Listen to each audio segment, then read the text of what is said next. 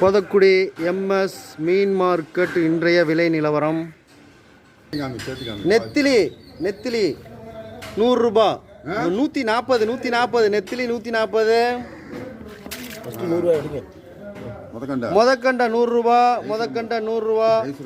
நெய் சுரும்பு 100, மட்லிஸு 100, மட்லிஸு 100 ரூபா. உருட்டாம்பாறை 120 ரூபா, உருட்டாம்பாறை 120.